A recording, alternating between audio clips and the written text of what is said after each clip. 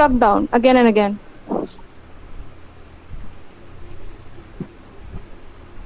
Any questions? Before we move on to our next speaker, okay, we have got a link again. I will just log out a little bit. দিদি তুমি একটু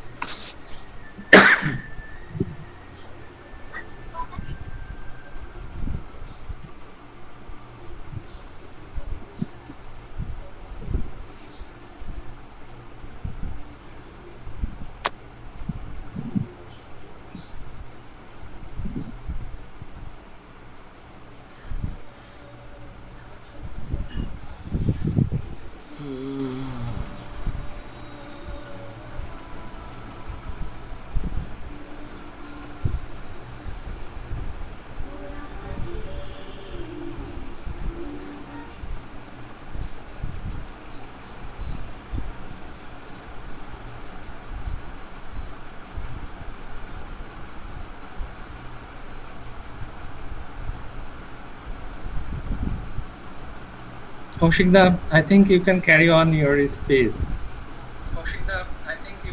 hello Hello, Kaushikda. হ্যাঁ আলিমদা বলুন। আমার মনে হচ্ছে আপনি শুরু করে দেন আপনার স্পিচ। Hello? ওটা বোধহয় শেষ হয়নি এখন। Hello. Yes, sir. I was not asking him to start because we were not streaming, so people will not be able to see him. That is why I didn't say. Now we have the links. Okay. We'll ask our next speaker, Dr. Kaushik Ghosh, Assistant Professor, Department of Political Science, Bankura University. The topic of his discussion is COVID-19 and its impact on foreign policy of major powers. So if you please can start. Yes. At first I'd like to thank Principal Panchmura Mahavidyala, all faculty members of the Panchmura Mahavidyala and the learned audience. Is PowerPoint is presenting? Yes, sir. Is PowerPoint is seen? Yes, sir. Okay. My today's paper is on COVID-19 and its impact on foreign policies of major powers. Among the major powers, today I will discuss about the foreign policies of USA, Russia and China's foreign policy, that what changes that might take place in post-COVID-19 era. At first, I'd like to mention that every major power's foreign policies in post-COVID-19 period will be determined by their internal socio-economic political factors. The second thing I like to ensure that all the countries already realized that depending on one nation regarding supply chain of important products is not a healthy thing. Although it will take time, in few cases even 3 to 8 years, but most of the countries are going to diversify their supply chains. And you all know that if they are diversify their supply chains, it means new foreign relations are coming, new foreign relations are emerging. The third point is that in post-COVID-19 world order shall mostly depend on what actually one major power is expecting from other major powers and how did they think to achieve this. It means what is the will of the major powers and how did they fulfill their will. These things will determine the foreign policies of the major powers. At first, I would look to internal milieu of the United States of America at present. In yesterday's report, United States of America has 132,711 people died in coronavirus cases. In the United States of America, total death reported 132,711 people. More than 22 million Americans have filed for unemployment aid since President Trump declared a national emergency in March 2020. So, unemployment problem which increased from May 2020 from April 2020 is 14.7% to 19.8%, and it is highest since 1948. Why I am saying about 1948? Because 1948 for the first time unemployment data was recorded. That's why it is, you can say that it is the highest since 1948, or they are keeping their record. And right now you all know United States of America is suffering of riots, racism, and overcoming all the above hindrances, it is very difficult for United States of America to develop its economy. USA is at present lacking of unity and vitality. Among racial and ethnic groups, if we see what is the unemployment problem, in the month of May, 20.3% Asian workers were unemployed. In the same month, for African, 19.8% African workers were unemployed. And for Hispanic, 20.4% Hispanic people were unemployed in the month of May. But the situation was in February was, for Asians it was 2. For African it was 6.2%, and for Hispanic it is 4.8%. So it is clear that unemployment rate growth. New data shows manufacturing production is in deep grave in March by the most since 1946 in the USA.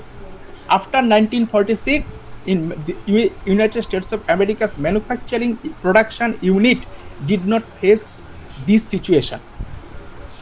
On contrary, recently, just 5 days ago, President Donald Trump released a data and said that the situation is changing, and US Labor Department reported that in the month of June, 4.8 million people back to work last month.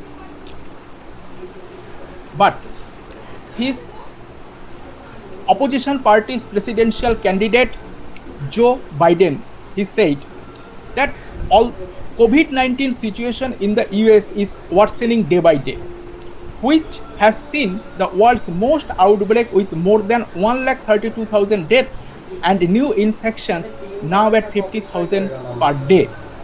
So Trump is now criticized for running a failed state. On 20th May 2020, Donald Trump administration released United States strategic approach to People's Republic of China. Actually, although it is a strategic approach to People's Republic of China and it was released in post-COVID period, but you can assume that this strategic approach or the inner lines of this strategic approach may be counted United States of America's approach towards other countries too. United States of America in this strategic approach towards People's Republic of China emphasize on 4 pillars of the 2017 National Security Strategy. What are these 4 pillars? 1. Protect the American people, homeland and way of life. 2. Promote American prosperity. 3. Preserve peace through strength. And 4. Advance American influence. It means American interest, and American interest. And these will be given the priority while United States of America forming relationship in post-COVID period. The People's Republic of China's rapid economic development and increased engagement with the world not lead to convergence with the citizen-centric, free and open order as the United States had hoped. The strategic approach report said. Actually, what happened? What China is today's China, it was mostly credited by the United States of America. Since 1970s, Richard Nixon era, China was helped by United States of America financially and in other ways. Why? Just to keep a point to fight against USSR. In this South Asia, if China was possessed by United States of America, then it will be better for United States of America to fight against USSR during the Cold War period. So they started to help China financially and in other ways. President Donald Trump announced his decision to postpone the G summit till September and has decided to invite India, Russia, Australia and South Korea to the meet. It means in post-COVID-19 period, when G7 summit will take place in the month of September, these 4 countries outside the G7 are invited. So whether G7 will be G11, we have to wait. But it is a matter of fact that Donald Trump is keen, his administration is keen to make good relationship with India, Russia, Australia and South Korea in post-COVID-19 period. As China has become US's biggest enemy, at least until the elections, Trump would want to have an expanded G7 plus 4. We all know that what President Donald Trump's most concerned is about the forthcoming November-December election. In this election, with coronavirus, with COVID-19, with the fact that US's people died most in number in the world, with these facts, President Trump has to fight. And his opponent, Democratic candidate Joe Biden, will fight with these facts that Trump has running a failed state. United States of America's foreign policies, one of the major characteristics is that in earlier cases, they tended to visualize these types of incidents as global concern. For example, during Gulf War and HIV problem, senior Bush administration, senior George Bush Sr., he and his administration successfully made these 2 problems as the problem of the global problem. During the time of financial crisis and anti-terrorism cases, anti-terrorist activities cases, George Bush Jr., he also successfully tried to make those all events as the global problem. And Obama administration too made these. So in post-COVID-19 period, it was hoped that Trump administration would also try to make this a global problem. Initially, I am again telling, initially Donald Trump failed. Initially when he requested G7, G20 to openly speak against China, during that time G7 and G20 remained silent. So US's influence perhaps was not that kind which was gained or which was achieved by during the time of senior Bush, junior Bush and Obama administration. Later, German Chancellor Merkel, later British Prime Minister Boris Johnson all said against China. But initially, when Trump said say something against China, G7 and G20 was not ready to say this.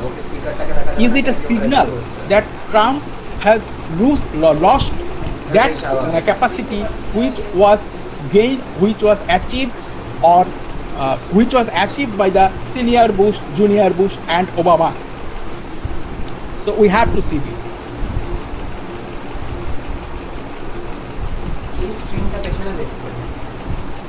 The US military troops under the NATO's compulsion served several countries including Germany.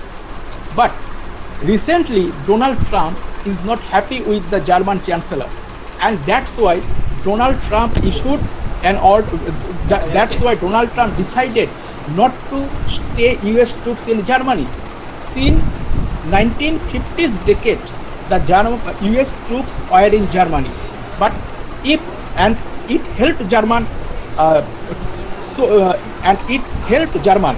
So if US really withdraw its troop, and if German again, and if it happens against Germany's consent or Germany's wishes, then perhaps US Germany relationship will move towards a new angle, will get a new angle. Perhaps US German relationship will decline. And why did Donald Trump make this decision? Because US President Donald Trump is unhappy about Germany's promise to the controversial Nord Stream 2 gas pipeline, which will double Russian gas supplies to Europe. It means if Germans any activity help Russia, then obviously US President is saying that I will not in a position to keep my force in your country from my own pocket money. On July 4th, 2020, in his Independence Day speech, President Trump said, American heroes defeated the Nazis, dethroned the fascists, coupled the communists, saved American values, upheld American principles, and chased down the terrorists to the very end of the earth. We are now in the process of defeating the radical left, the Marxists, the anarchists, the agitators. This clearly seeing that in future Trump administration, if comes power after November-December election, then their number one enemy will be China, and to tackle China, to fight with China, they might search new friends in the foreign policy. Before taking an entry into Chinese foreign policy in post-COVID period, I would just like to compare what kind of measures have been taken by USA and China. What are the similarities and dissimilarities in combating COVID-19? There are both similarities and dissimilarities between US and Chinese models to combat COVID-19 crisis. Similarities are both were initially unwilling to face scientific facts in earlier stages, responded in late regarding people's needs, and tended to blame others. Both have given priority to narrow political interests over reality on how to combat pandemic. One thing has proved that neither system can be opted as a model during pandemic. Rather, Taiwan model and Greece model, where deaths at 7 and 192, worked better and may be followed in future by the other countries. So these two major powers, although they are number one and number two in economy, but they are not in an ideal position that others should follow them. Major differences are among USA and China during this post-pandemic period, whereas President Xi Jinping recognized the crisis within a month and took radical steps to lock down the Wuhan area. President Trump during January and February failed to do this in spite of having reports from health experts and intelligence officials. Another difference is that some Chinese media and officials hold that US is responsible for the coronavirus, but not President himself. But US President Trump and some of his top advisors employing racist language against China, calling the virus Chinese or Wuhan.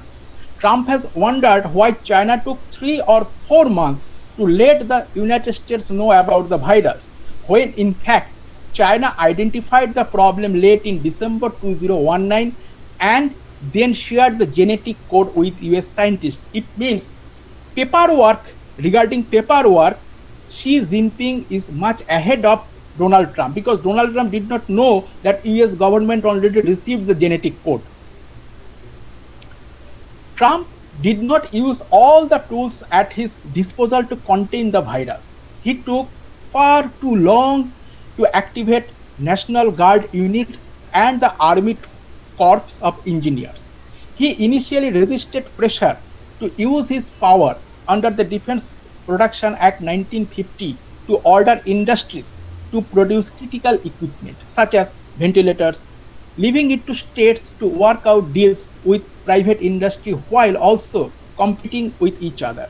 But China has built a 1,000 bed corona hospital within 10 days. They have set up more similar hospitals within a very short period. So in initial stage, Trump administration is far behind than China. If now I would like to share one data that why USA, UK, German, all European countries are angry against China. If you see these statistics, that this coronavirus originated in China. This coronavirus originated in China. But in China, COVID-19 patients till yesterday, it was 83,000 something. But USA, Brazil, India, Russia, USA has more than 30 lakh, Brazil more than 16 lakh, India more than 7 lakh, Russia more than 6 lakh. And in China, death was recorded till yesterday 4634, but in USA it is 1,32,711, Brazil more than 65,000, India more than 20,000, Russia more than 10,000. So these powers, these other major powers against China, they are saying there are two things. Either China is suppressing their death rates and COVID patient rates, they are not telling truth, or it may be possible China has medicine or something other ways to protect these things. China knew very well about the virus. These ideas spread because in Wuhan they have one virology laboratory. So it may be possible that coronavirus spreaded from that laboratory, and China knows very well how to prevent coronavirus, because the statistics clearly showed that it affected least among other major powers, other European countries. So it is not quite sure that it happened, but the other major powers are thinking in this way. So in post-COVID-19 period, the relationship between China and these powers will not be very good. Now we come to the China's domestic milieu. China's population is 4 times bigger than USA, 1.4 billion at present. People's Republic of China was established in 1949, but China's economy is the second largest in the world. But between 1959 to 1961, China's fruit production reduced rapidly and China's Great Famine took place. At least 30 to 45 million, means 3 crore to 4.5 crore people died. Actually, as it is a communist country, exact figure it is very difficult to come out. Some experts say it is 30 million, some experts say it is 45 million, some say it is 36 million. During 1970s, while President Richard Nixon was the president, he supported and helped China in different matters. During that time, Mrs. Indira Gandhi and President Richard Nixon did not have good relationship. USA sponsored China during that time to balance USSR, what I have told earlier. So what China today is, most of the credit may be demanded by USA. And within 2010, almost 1/3 of the world's total production was manufactured in China. And within 2015, Shanghai was the 3rd largest stock exchange by market capitalization. The country where 3 crore to 4.5 crore people died 59 to 61. Within 2010, almost 1/3 of the production manufactured in China, and within 2015, Shanghai was the 3rd largest stock exchange by market capitalization. It is without the help of United States of America since 1970s. Actually, China was recognized by USA in 1979. It was not possible. In 1978, Deng Xiaoping adopted capitalist methods and reforms. In 1979, USA politically recognized People's Republic of China, and US President Jimmy Carter signed a treaty which reduced US-China tension. China has a boundary with 14 countries. They have boundary problem with several countries including India, Russia, Nepal. Actually, now I will tell you that in post-COVID period, what kind of problem or what kind of foreign policy will China take? Look, this is a tweet in left side. This tweet was made by the Russian embassy in India on 3rd July. What was the occasion of this tweet? That celebrate 160 years of annexation of Vladivostok. Celebration of Vladivostok, one of the Russian city, 160 years ago, the Russian military post named Vladivostok was set up in the Golden Horn Bay. Soon after, the Chinese media, Chinese authority retweeted this tweet of Russian embassy to China isn't so welcome on Weibo. The history of Vladivostok is from 1860 when Russia built a military harbor, but the city was Haitian Chinese land before Russia annexed it via unequal treaty of Beijing. So it means they are claiming land from Russia. They are demanding that Vladivostok is of them. Not only it is the case of Vladivostok, it is the case of Nepal also. Nepal today is going against India, sponsoring by China, but they don't know, or I don't know whether they know or not. In the month of May, you see on 2nd May 2020, it is Everest, and Mount Everest is claimed by the China. What is written by Chinese tweet? CGTN. There, what is our Doordarshan? In China, it is CGTN. In pictures, an extraordinary sun halo was spotted Friday in the skies over Mount. Actually, it is Mount Everest. The Chinese name of Mount Everest, it was written. The world's highest peak located in China's Tibet autonomous region. So Nepal, I don't know whether know or not that their Mount Everest is demanded by China in the month of May, and they are now June, July, they are fighting with India but diplomatically, sponsoring by China. So how China is a trustworthy one or not, we can understand from this tweet. Now the question is that why China is demanding beach, why China is saying that Vladivostok is of ours. You see that Russia and China had even spreading of COVID-19. After that, Russia is one of the countries who never directly blamed China, in spite of the fact the Vladivostok is demanded by China. The main reason is that on 22nd June, our defense minister, Mr. Rajnath Singh, went Moscow to celebrate 75 years of Victory Day parade.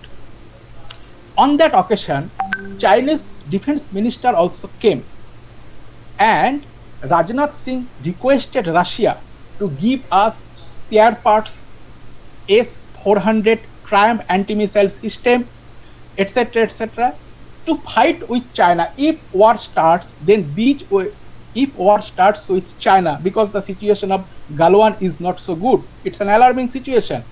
So Russia promised that they will give spare parts, even they will deliver S-400 Triumph anti-missile system before delivering date. So as 22nd to 24th June, Mr. Rajnath Singh visited China, so it is claimed on 3rd July that Vladivostok is of us. It means it is a threat. It is a threat from China that if you go with India, this type of claim we will do. Now, in post-COVID-19 period, when we discuss about US-China relation, US-China rivalry, because these two are the major powers, in 2021, book has been authored by Kishore Mahbubani, Has China Owned? The name of the book is Has China Owned? And in various interviews, he said that US-China rivalry has three major structural forces. The US-China geopolitical rivalry has its deep roots on three major structural forces.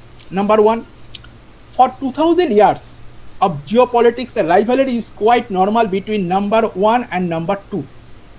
We know that in the classroom also, that number first boy and second boy always has a rivalry. So US's rival will always be China in this case. US's rival will not be Bangladesh or Nepal. So USA is number one at present, China is number two. Automatically, number one and number two's rivalry it is. Second, as China became a superpower outside Europe, psychologically USA could not accept it. It is that one Asian country is challenging me, because before that, German, England, all are the powerful countries. But China, for the first time, is challenging outside the Europe. As third structural reason is, as China opened up its economy since 1970s decade, it was a hope for United States of America. One day China would adopt the path of, but on contrary, China opted a path of quite dual path. In case of economy, it is capitalist. In case of politics, China opted the path of authoritarian communism. So US's hope was not materialized. So China is rival of United States of America and will be rival in post COVID-19 period.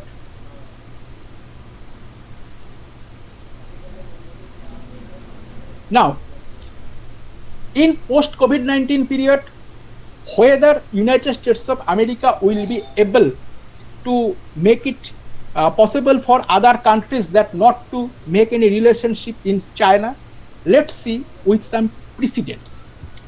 That in 2015, during that time, China set up Asian Infrastructure Investment Bank with 102 members right now. All the countries' central bank are the member. During that time, Barack Obama was the president of the United States of America. But in spite, during that time, Barack Obama opposed this. Not only that, but in spite of that opposition, Germany, France, United Kingdom joined this organization because they gained from this organization. So America's opposition actually overlapped by their own interest. So in post-COVID-19 period, if America will try, it is my opinion, but other countries if see that our economic and political gain is to make relationship with China, it is very difficult for America to stop those countries making relationship with China.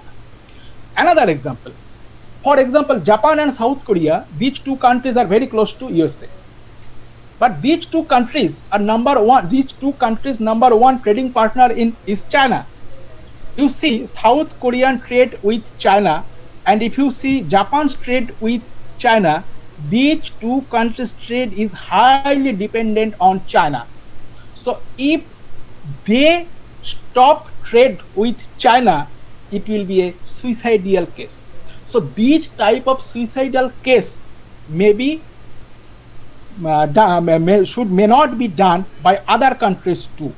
So it is an interesting thing that how USA can establish itself to understand other countries, give facilities to other countries, that if you do not join with China, if you do not make relationship with China, I have to give this too. Otherwise, the countries whose condition are Japan and South Korea, they have to go with China. They don't have any other option.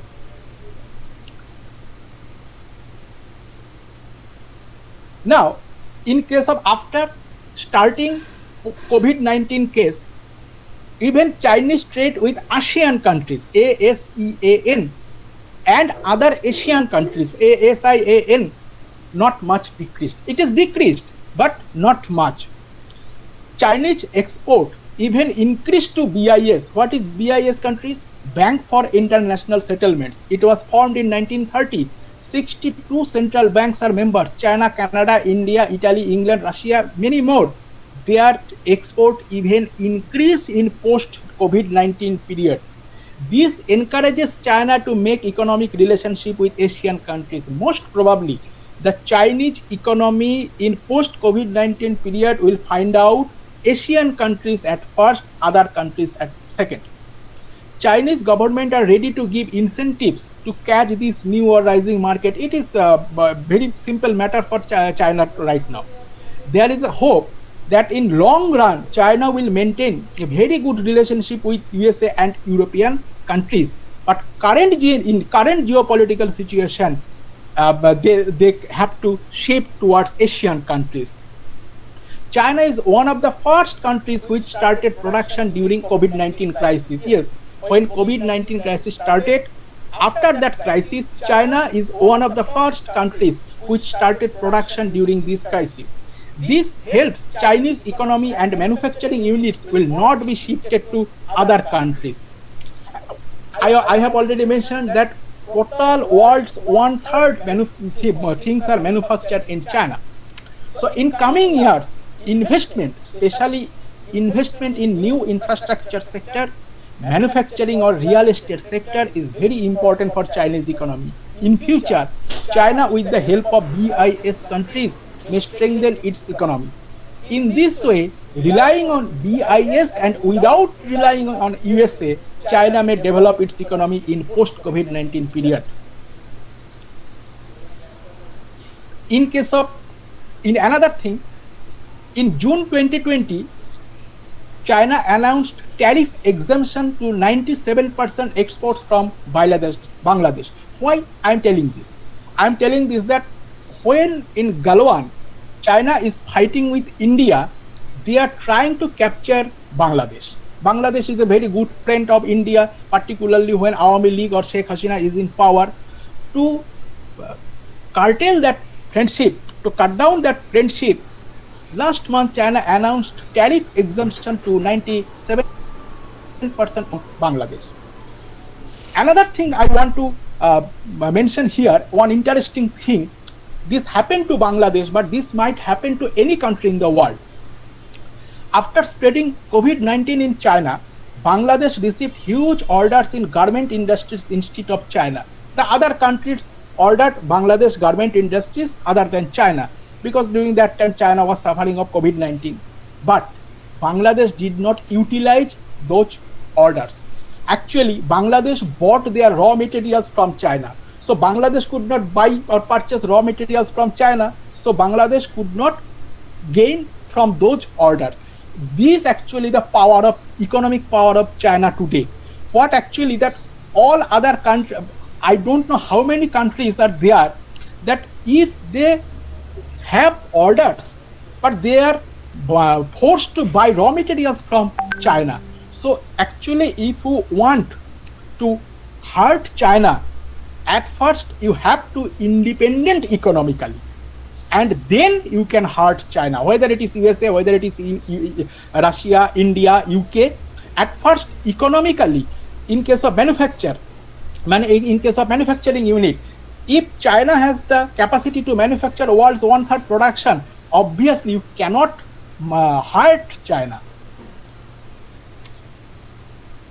Right now, how China is increasing its yuan against the dollar. Total 80% of global supply chains are done through US dollar. It gives United States of America significant power.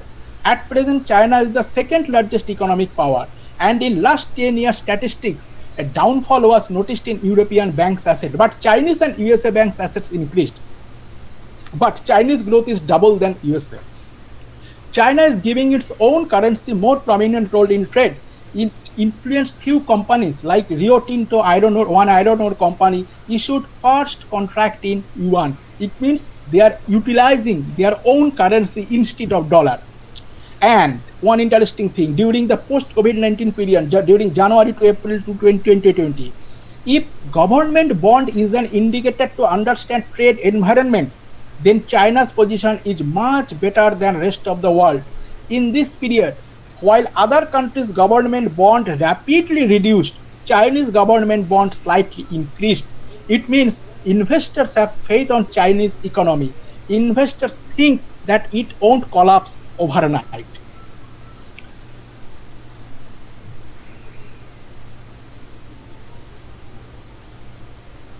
Now, China, what type of if other major powers stop to give orders from China to stop order to give China stop order to give China.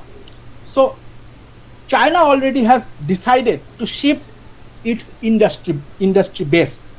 Why? China is going to invest in new technologies like 5G, Industry 4.0, fourth generation of industrial revolution, autonomous vehicle, electric vehicle. All these new industries China is going to invest. China also wants to transform its so many manufacturing plants into smart factories, automated factories. All these need not demand too many people in a single room. It means physical distance. Chinese economy is still stable than many more countries. But one thing I would like to mention, China's relation in this post-COVID-19 period is decreasing day by day. China is solely responsible for this. They are claiming land of other countries illegally, unethically. But my point is that something behind, some reasons are behind this. Now, what are some reasons? Even perhaps we all don't know. Foreign policy, one of the ideal of the foreign policy tells us that you should not make quarrel with all of your neighbors. It is against the foreign policy that India, it simultaneously quarrel or simultaneously send military to Bangladesh, Nepal, Bhutan, Pakistan. It is not a cleverly work. But China, what China is doing, simultaneously, China is saying, Galwan is ours, Vladivostok is ours, Everest is ours. So whether Xi Jinping and China will be the second world war's Germany or not, we have to notice. Whether Xi Jinping had some plan which is still unknown, we don't know. Otherwise, perhaps we have to notice that present China's condition, Xi Jinping's condition will be of the second world war's Germany or Hitler. And in case of foreign exchange, you are clearly seeing that China is much ahead. Actually, economically, you have to hit China. Look, China is the world's largest forex owner, forex in their possession. In May 2020, April, May, June statistics, that China is possessing the highest number of foreign exchange reserves or forex. It means the purchase capacity. Forex means the purchase capacity. It is highest China, and second Japan is far lower than China. So if you want to hit China, you want to hit its economy. Now I'm coming to Russia.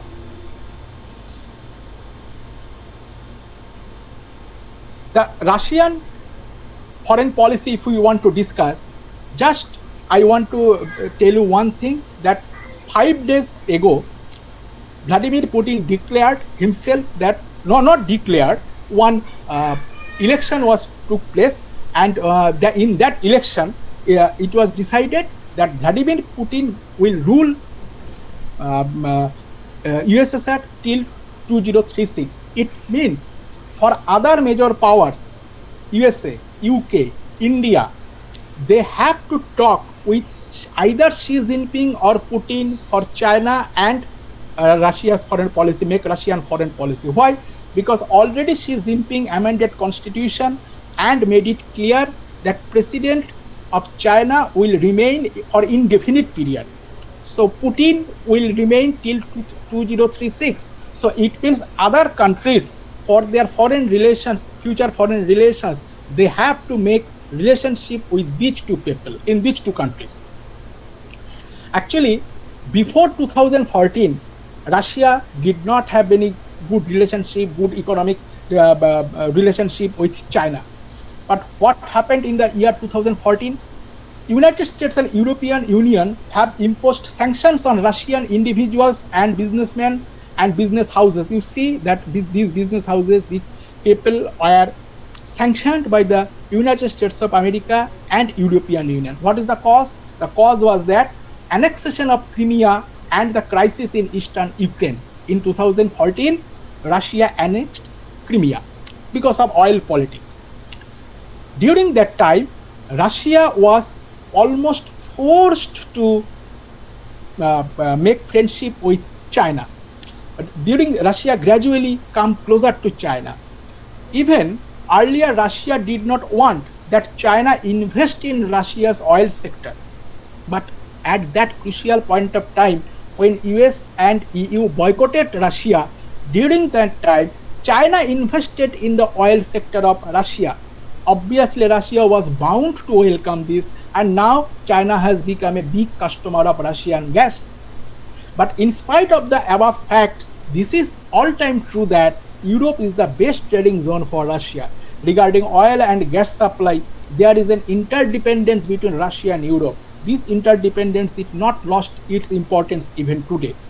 Germany, France think that USA and other countries should not create an atmosphere in which Russia forced to incline towards China more and more. You know that for this reason already US and Germany has some clash, because Germany consented on the gas pipeline project of Russia, and so that USA withdraw its troop from Germany. Now, in case of Indo-Russian relationship, India's 60 to 70% defense needs are fulfilled by Russia.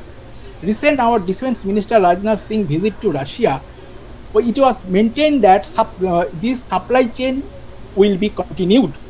Rajnath Singh demanded to supply S-400 anti-air defense system to be delivered faster, and also demanded spare parts, but I have discussed it earlier also. Now, India's Sino-India relationship in the eyes of Russia. Whether Russia wants that India and China fight? No. If India and China are started war, it will not be benefited for Russia at all, because in that case a third powerful country may interfere in this conflict and benefit it politically.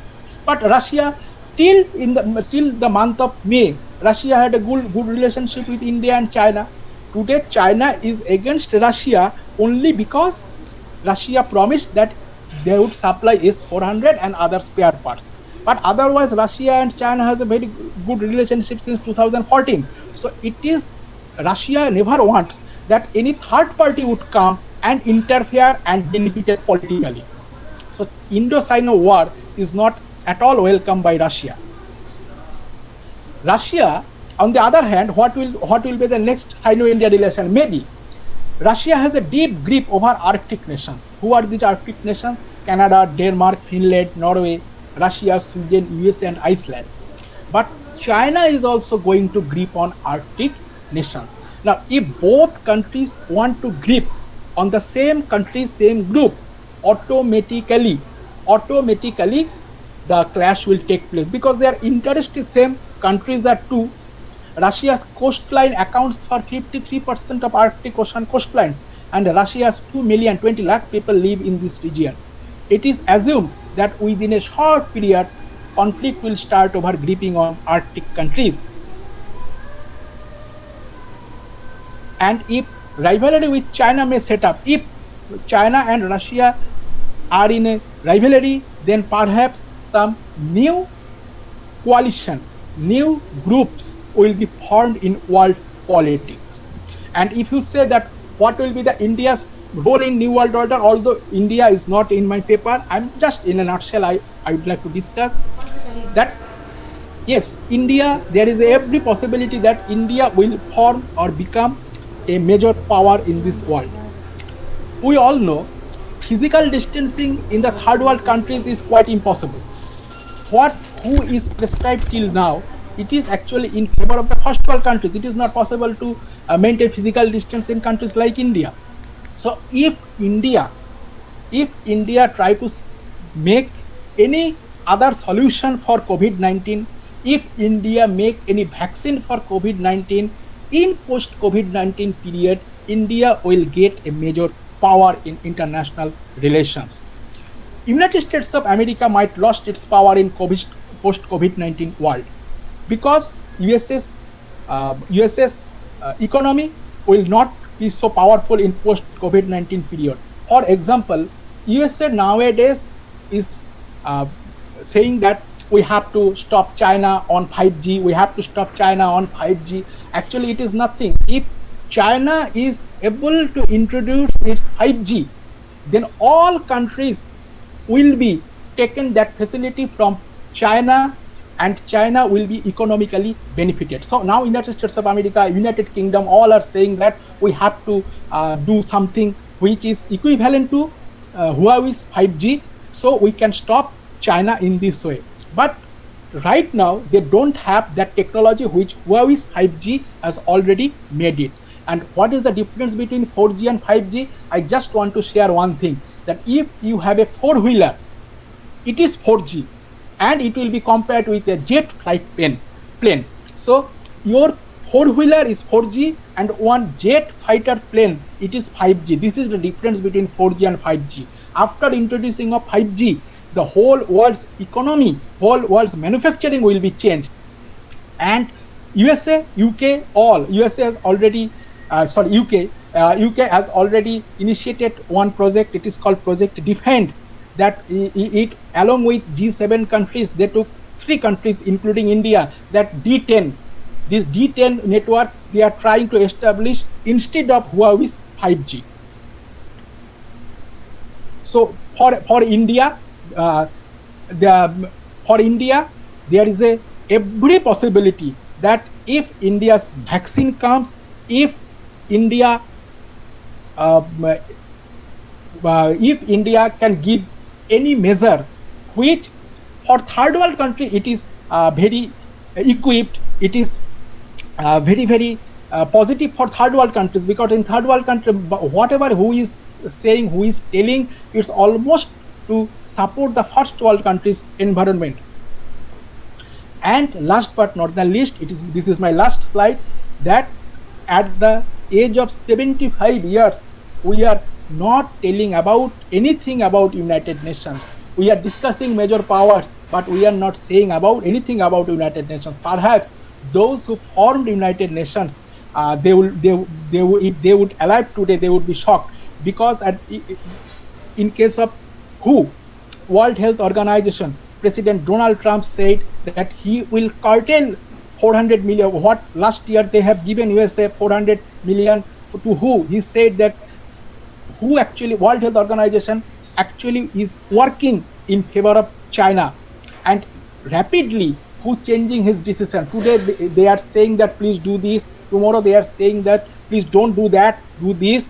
So in this way, actually World Health Organization's role, United Nations role, it is a matter of really worried that we are telling major powers, but we are not telling that United Nations will be a major power at the age of 75. It is a matter of really worried. Thank you so much. Thank you a lot, sir. Thank you so much. It is very informative, and I'm very sure the people who are watching us, they have learned a lot. So has we. On a lighter note, I would like to say that it seemed at times that we were having so much important discussion that we had to be censored for 3 times by the government. So, but anyways, we will now. I would like to invite our next speaker, Dr. S.M. Moklashur Rahman, Assistant Professor, Department of Political Science, University of Rajshahi, Bangladesh. The topic of his discussion being the COVID-19 pandemic and socio-political challenges in Bangladesh. Over to you, sir.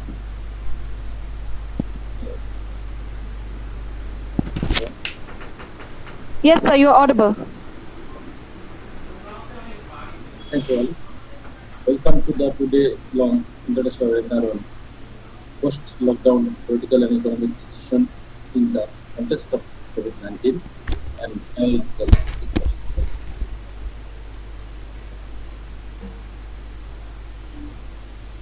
And first of all, I want to give my special thanks to Dr. Mahavidyala, Principal from Mahavidyala, and Shivandha Rai, Head of the Political Science of Panchmura. With guests, distinguished speakers, and dear audience, good afternoon. I am Professor Rahman, Assistant Professor of Political Science Mr. Bangladesh. I am delivering my speech on the COVID-19 pandemic and socio-political challenges in Bangladesh. There are two parts of this discussion. Uh, One is COVID-19 and social challenges, and another is COVID-19 and politics. Actually, I will share some experience with you. COVID-19 and social challenges.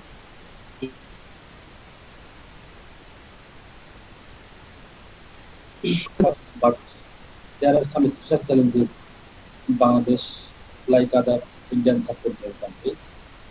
We can express the social challenges from different corners. Challenges in family relationships. If we discuss the scenario of Bangladesh setting, we can see that COVID-19 creates some new challenges in family relationships.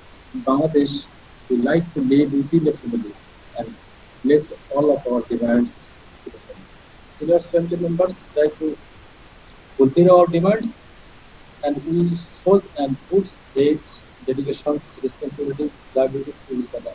Especially children and aged family members are fully depends on other young family members for achieving their.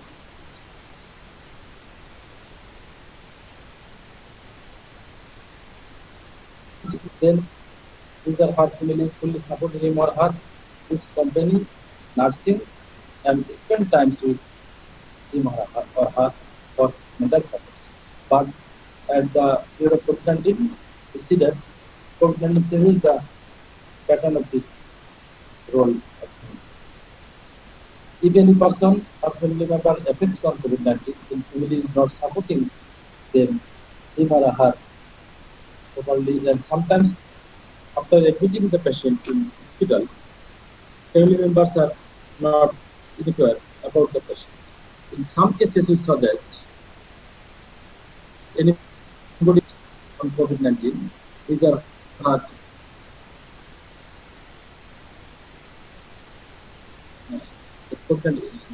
his sons, daughters, sometimes husband or wife, and in many cases, their relatives are denying to receive COVID. In these cases, some voluntary organizations or social workers receiving the dead body for perform. It is an alarming situation and threat for our continuing family bonding because we believe in our family, and nowadays the family loses these positions. And আমি এদের একটু বলতে চাই যে এর ফলে আমরা যে পরিবারের যে চিরাচরিত যে রূপ, পরিবারের প্রতি আস্থা, বিশ্বাস, সেই জায়গাটা কিন্তু আমরা আজকে হারিয়ে ফেলছি। আরো যদি আমরা সংস্কার বলি যে এখন অন্যান্য কারণেও যদি কেউ মৃত্যুবরণ করছে, আমরা কিন্তু সেই লাশের পাশে যেতে চাচ্ছি না, সেই লাশের যে সৎকার সেটা আমরা সহজে করতে চাচ্ছি না। অর্থাৎ পরিবারের প্রতি মানুষের যে আস্থার জায়গা, সেটি আমার মনে হয় যে খুব দ্রুতই ধস নেমেছে বাংলাদেশে, এবং এই জায়গাটি দখল করে দিচ্ছে volunteer organisation. Again, we saw that children abandoned their COVID-19 affected mothers in forest or their father in railway station. This is a pathetic scenario in this destroying the help to family systems.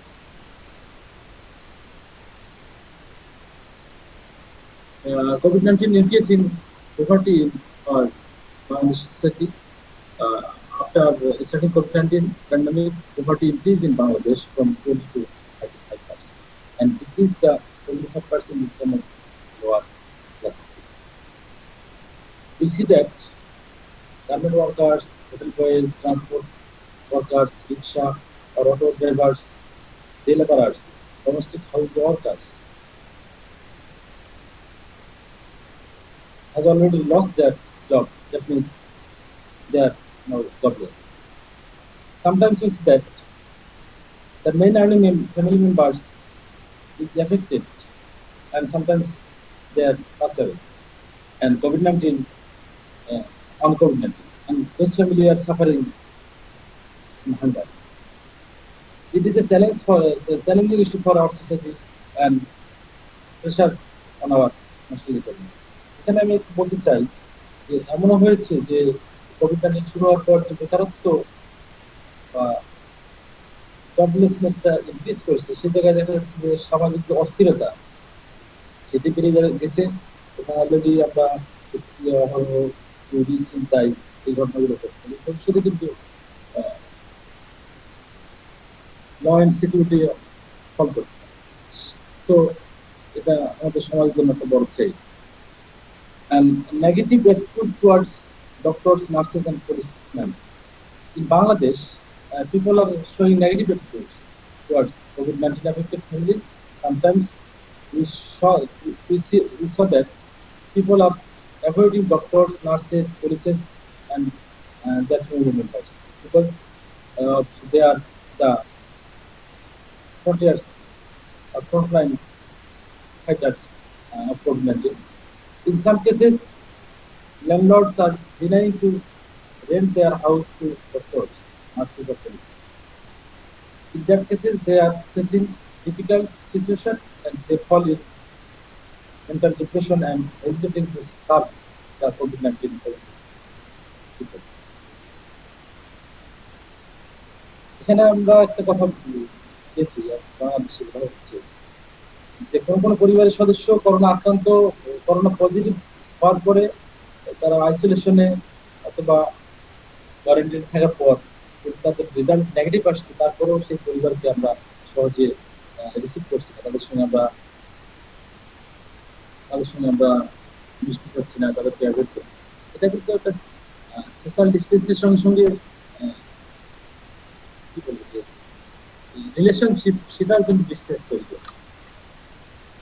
Effects on social, cultural, and religious programs.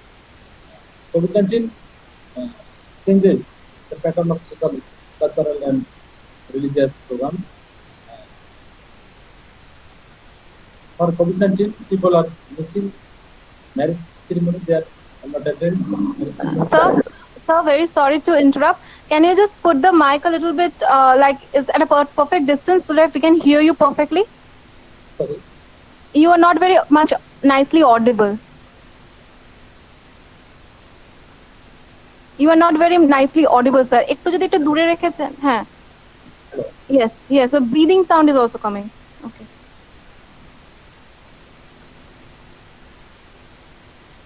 Hello? Yes, sir. Yes, sir. We can hear. Okay. For COVID-19, people are missing marriage ceremony. They are missing birthday celebration, and already we missed celebration, that means Ramadan celebration, and religious programs such as Eid al-Fitr we have missed, and we are going to miss upcoming Eid al-Adha and upcoming Durga Puja. And we know that in those programs and festivals we enjoyed with families, friends, neighbors, relatives, and others. These programs opens the opportunity to build up good relations with our neighbors, but COVID-19 hampered this. People of Bangladesh are missing their family members like parents, siblings, neighbors, and friends in these festivals and programs. এখানে আমি একটু বলতে চাই যে এখন দেখা যাচ্ছে যে আমরা পরিবারের সঙ্গে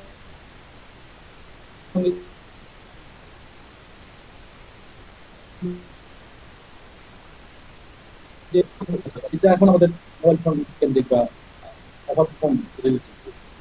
সেক্ষেত্রে যেটা হচ্ছে যে ফ্যামিলি সিনিয়ররা লাইক ফাদার্স, মাদার্স, তারা একটা ইনসিকিউর ফিল করছে যে আসলে আমাদের ছেলেমেয়েদের সঙ্গে আমাদের বড় গ্যাপ হয়ে যাচ্ছে। আসলে এভাবে যদি চলতে থাকে 1 বছর বা 6 মাস বা 1 বছর, তারপরে দেখবো যে আসলে আমাদের বন্ডের গুলো মনে হয় আগের মতো সেখানে অনেক গ্যাপ পড়ে যেতে। আবার আরেকটা জিনিস লক্ষণীয় যে এখন খুব জরুরি প্রয়োজনে আমরা যদি কোনো নেইবার্সের বাসায় যাই, হয়তো গেট পর্যন্ত গিয়ে আমরা আমাদের কাজ শেষে সেখান থেকে বিদায় হয়ে নিচ্ছি। Sir, sorry to interrupt again. Voice clear পাচ্ছি না আমরা, স্যার। সরি স্যার, ভয়েসটা আসছে না ক্লিয়ার। আসছে না এখন? কিছু একটা ইন্টারাপশন হচ্ছে। check. Just wait, আমি switch off করে দিলাম।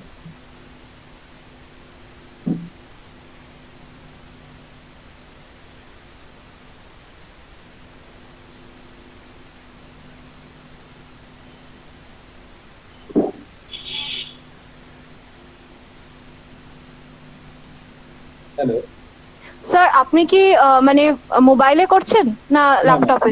ল্যাপটপে। ও তাহলে তো মানে otherwise I would have suggested কি আপনি মানে হেডফোনটা ছাড়া যদি বলেন।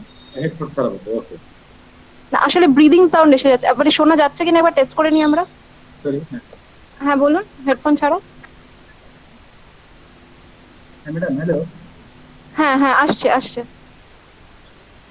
কিন্তু আবার স্লো হয়ে যাচ্ছে। ঠিক আছে স্যার, আপনি যেমন করছিলেন ওরকমই করুন, স্লো হয়ে যাচ্ছে আদারওয়াইজ। হেডফোনে দিব? হ্যাঁ হ্যাঁ এবার ঠিক আছে স্যার, এবার ঠিক আছে। নাও ইট ইজ অল রাইট। কাজে আমরা দেখছি যে পারস্পরিক যে সামাজিক বন্ধনগুলো সেগুলো কিন্তু our society relationship, and people feeling depression and loneliness at the period of COVID-19.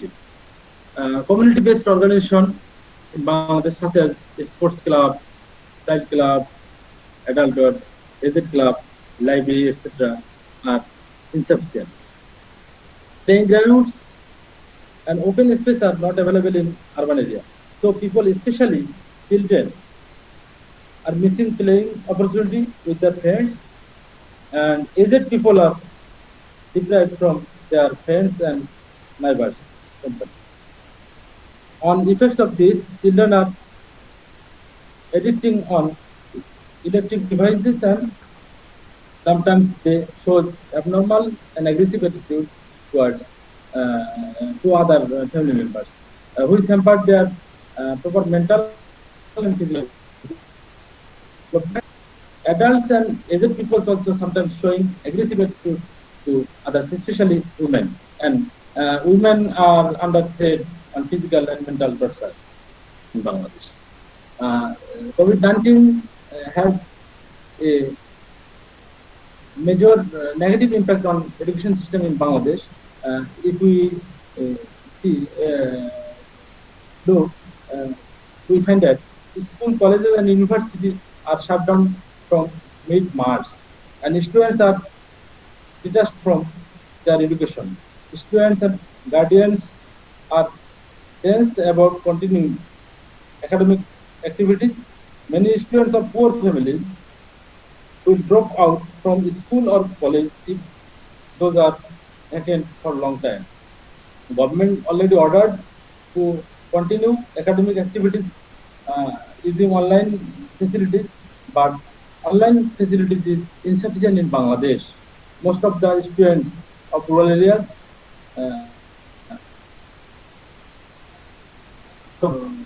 online facilities, that means internet, and internet speed of internet is very low in Bangladesh, and it will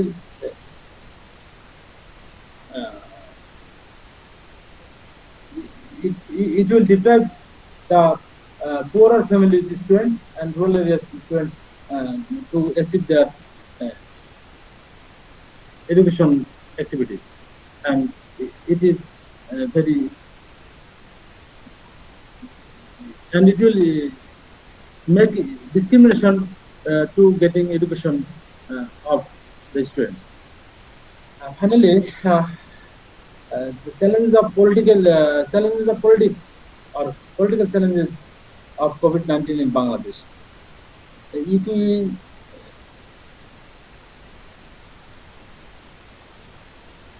saw, we will find that from very beginning, Bangladesh government has handled the COVID-19 situation very tactfully. Our Prime Minister directly monitoring the situation. She arranged video conference with 64 districts and gave necessary directions and guidelines to field administration to face the pandemic skillfully. Government takes many social safety net programs for middle class and lower classes people to mitigate their demands. আচ্ছা, এখানে যদি আমরা বলি যে Bangladesh government যে ন্যায্য মূল্যের fixed price shop বা ন্যায্য মূল্যের দোকানে মাধ্যমে পণ্য বিক্রয়ের ব্যবস্থা করছে। তারপর বিভিন্ন যে সাবসিডি অথবা সোশ্যাল সেফটি নেট প্রোগ্রাম গুলো যেগুলো ঘোষণা করছে সেগুলো খুব দ্রুত গতিতে ঘোষণা করেছে। এবং সরকার যে ব্যাংক লোনের যে কিস্তি সেটি আপাতত স্থগিত করেছে। গার্মেন্টস কর্মী যারা তারা ছুটিতে আছে এবং ছুটি থাকা অবস্থায় তারা তাদের যে স্যালারি সেই স্যালারিটা মোবাইল ব্যাংকিং এর মাধ্যমে পেয়ে গেছে। এবং শুধু তাই নয়, জনগণ যেন দুর্ভোগে না পড়ে সরকার কিন্তু আমাদের দেশে যে লকডাউনটা সেই লকডাউনটা অপেক্ষাকৃত শিথিল ভাবে পালন করেছে।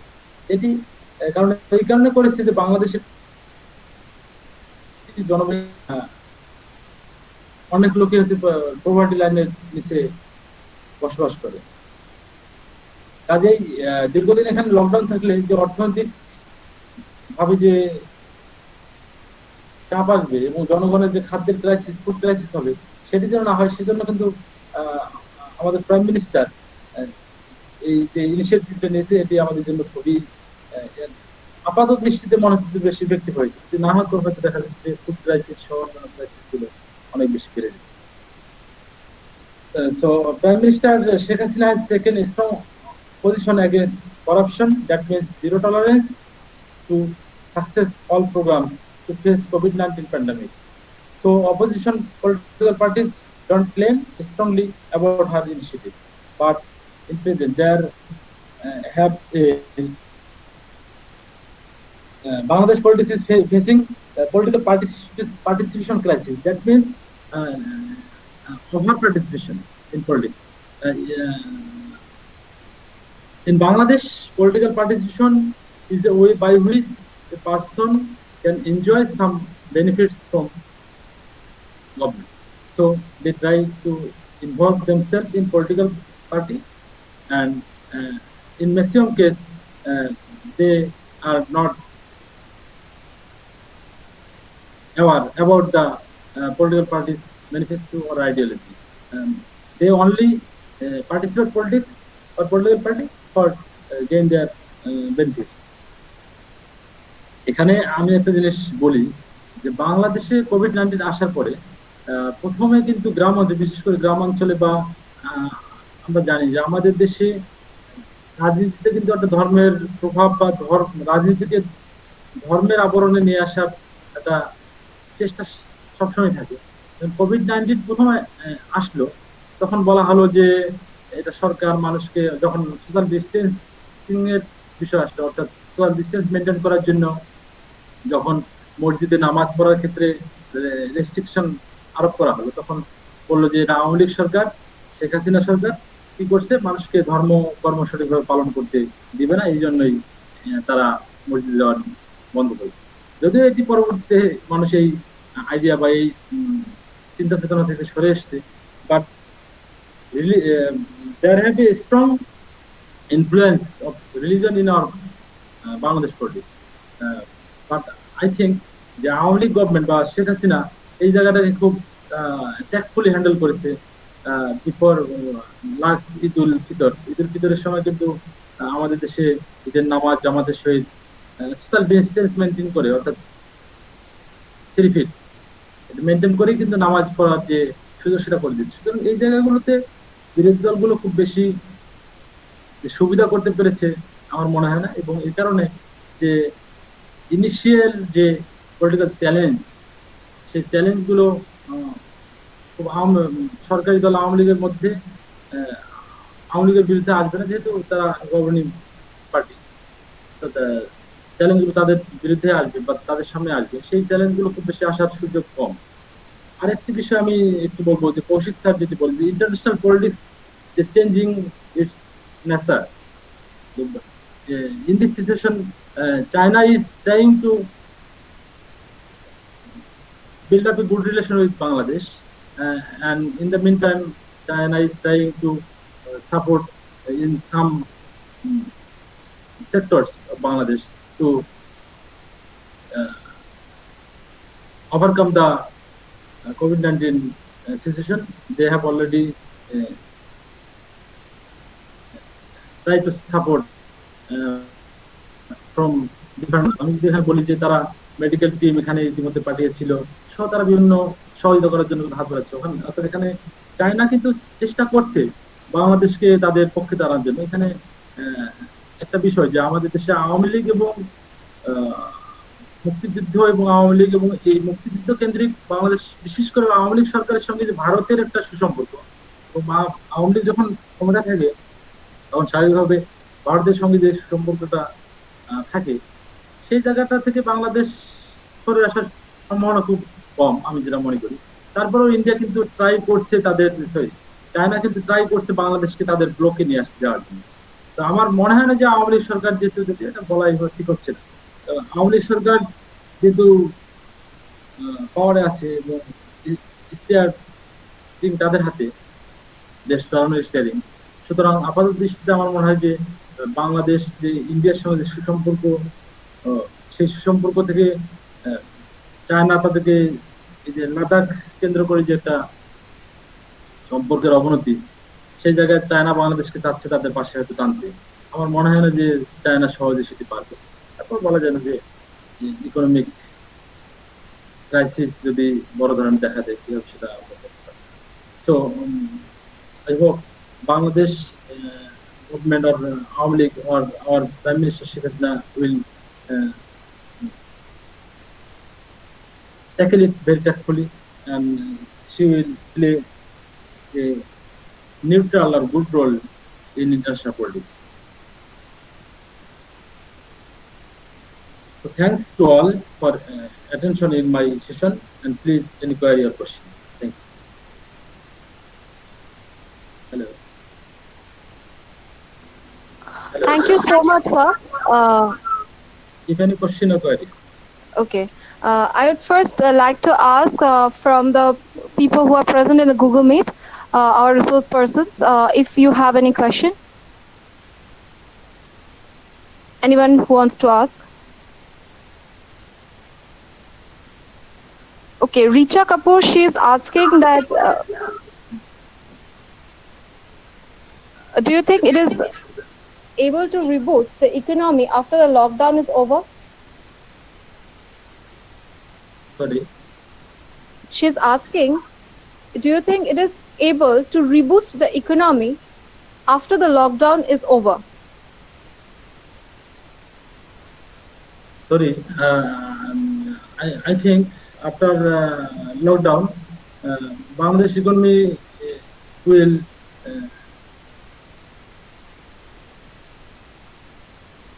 sorry, clear please again.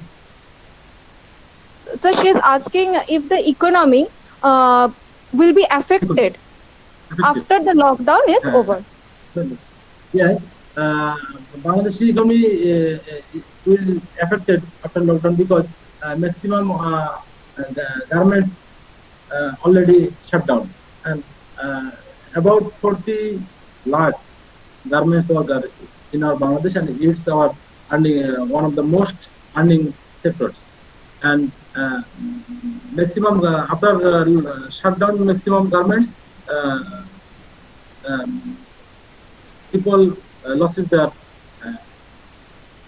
jobs, and I think it will increase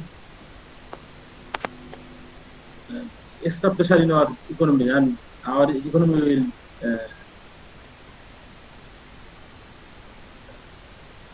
slow after lockdown.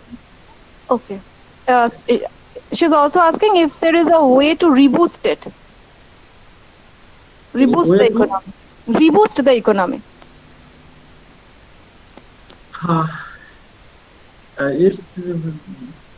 It's a very challenge for Bangladesh because our main earning source is foreign remittance and garments industry. But already our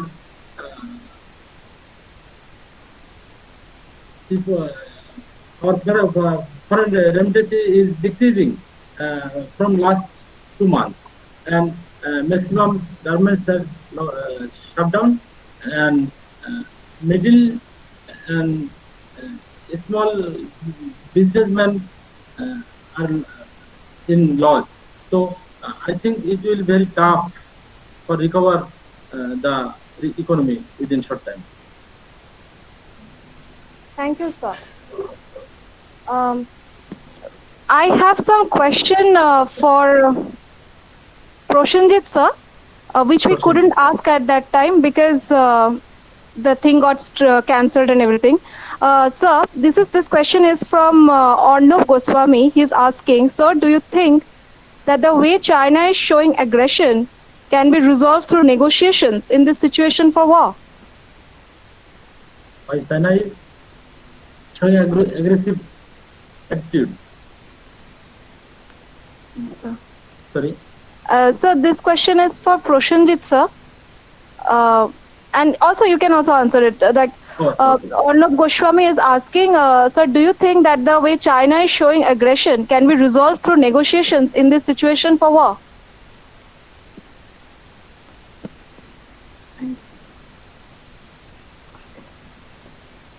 I think it's not there.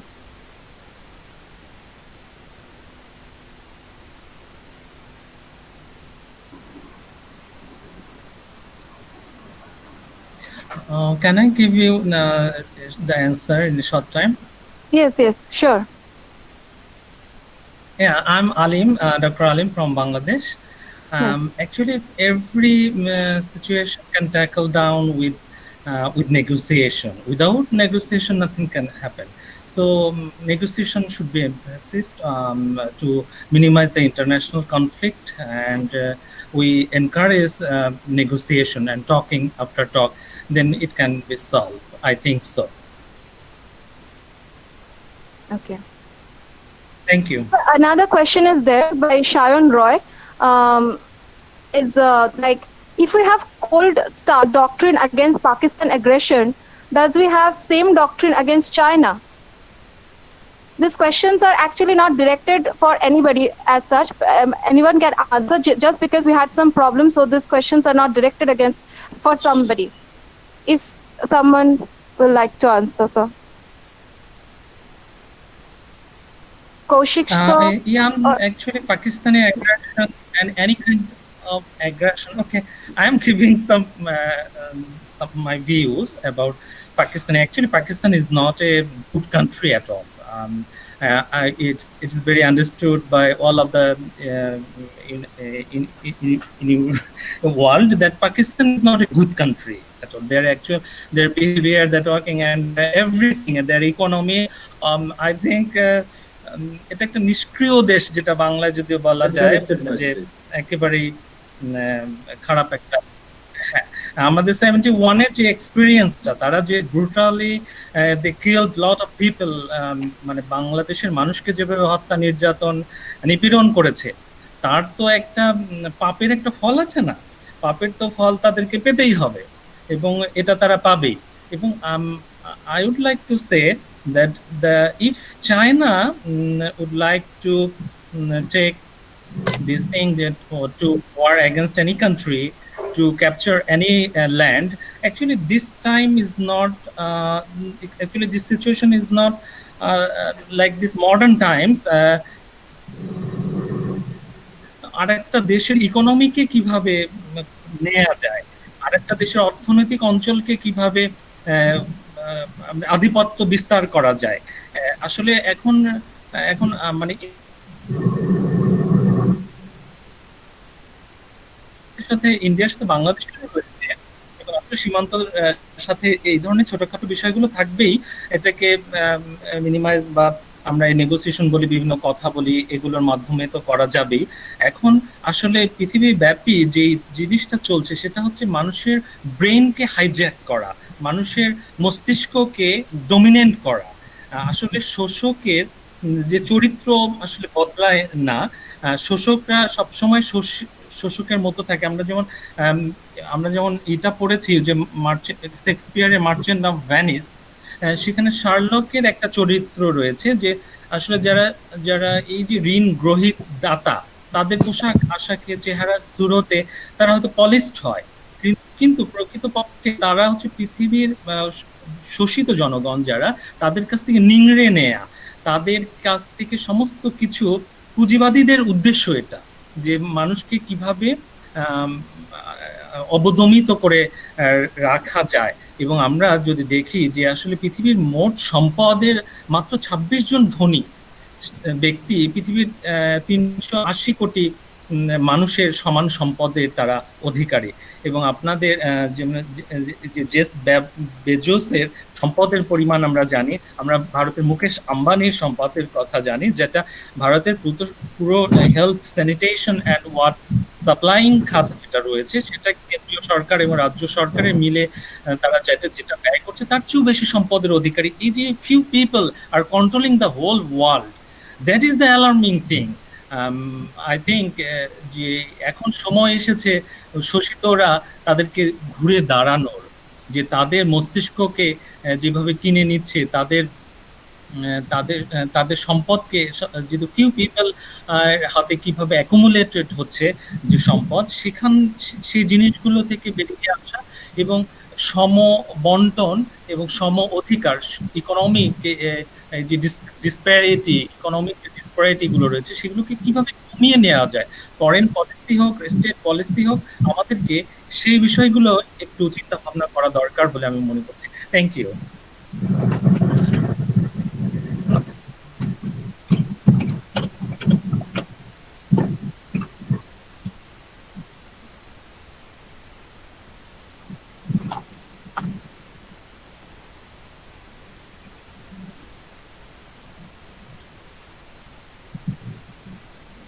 You're on mute. You're on mute.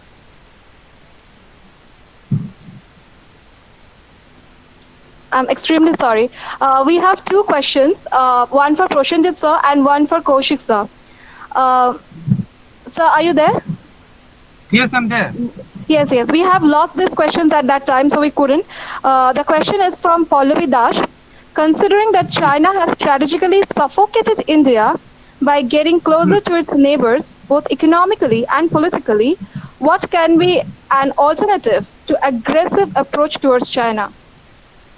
Yes, the thing is, I think I already mentioned in my paper that India can do one thing. It can reach out to the global forums like Quad, the G7. It can form, and in fact, it can form a consortium with other major powers who are also hell bent on sidelining China, especially keeping track of the present situation. And as per the negotiation part, I think one question came at the time my connection got cut off. Negotiation channels India had already opened. I already told that since 1949, since Nehruvian times, we have been appeasing China. We have been sitting together. Yes, after the boundary dispute, when ties got cut off after 88, we formed the joint working group. And in recent times, we also find it was due to Modi's initiative, the Wuhan summit, the Chennai Connect at Manappuram, it took place. But behind the back of that, Chinese aggressionist designs continued with unprovoked skirmishes at the border. So negotiation channels are okay. But in fact, that goes beyond the realistic approach which India should try to maintain in its stance, in its general foreign policy stance as such an aggressive neighbor in China. Because the concept of China has arrived, it's now doing the rounds in the academic circles. Yeah, thank you. Okay, thank you, sir. Sir, we have another question for Kaushik, sir. Yes, please. Yes.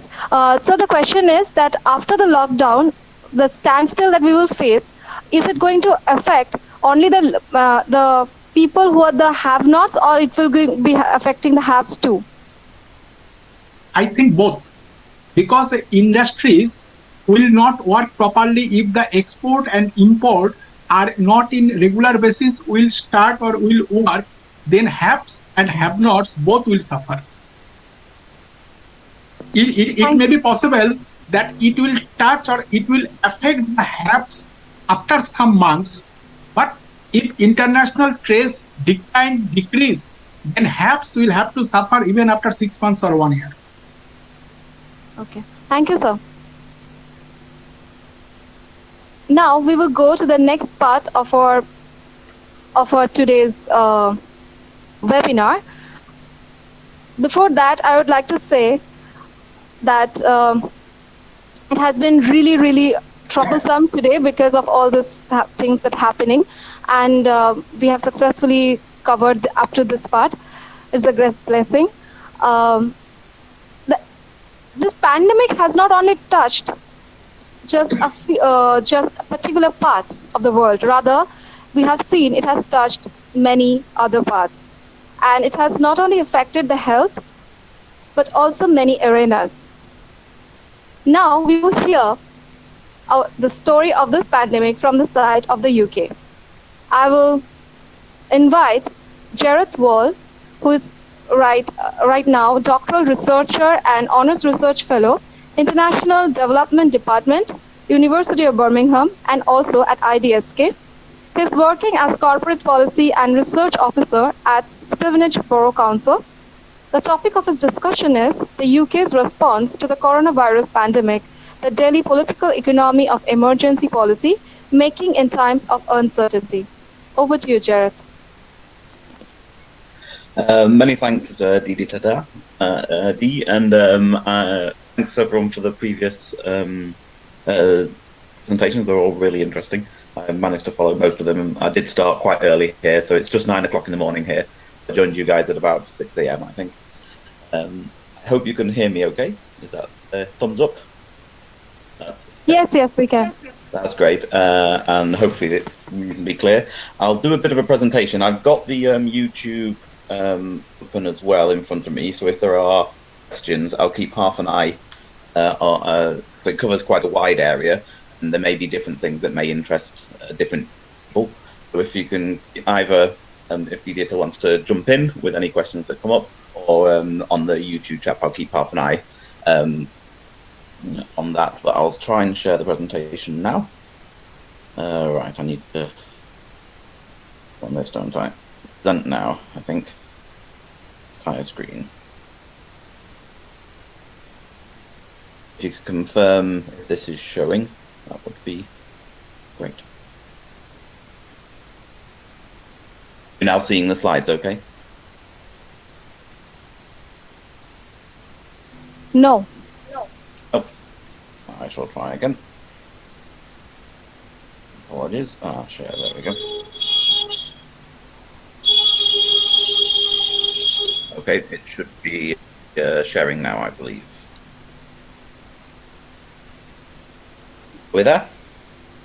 Yes, sir. Yes, it's happening. Okay, brilliant. So thanks everyone. So a little bit of a whistle-stop tour of the pandemic as it played out, or is playing out in the UK. A little bit of a drawing comparison with the situation in India. Mainly about how the policy making at the national level, but also at the local level, has turned out, and a little bit of provocations on the ethics of the health and policy interventions. Just a little bit about myself. I'm currently doing my PhD, as mentioned, at the University of Birmingham and an IDSK, and that's looking at local priorities for development. I did my MPhil from JNU through CDS down in Kerala, and my master's was also in Birmingham in public administration. So this is kind of along the public administration side of things. I'm not an IR academic, so because all three of the previous presentations were all mainly looking at the international relations side of things. It touches it very slightly and has some complementarity, but I'm not focusing too much on the IR side of things. I'm particularly interested to look at the political economy of the decision-making and policy decision-making within each country.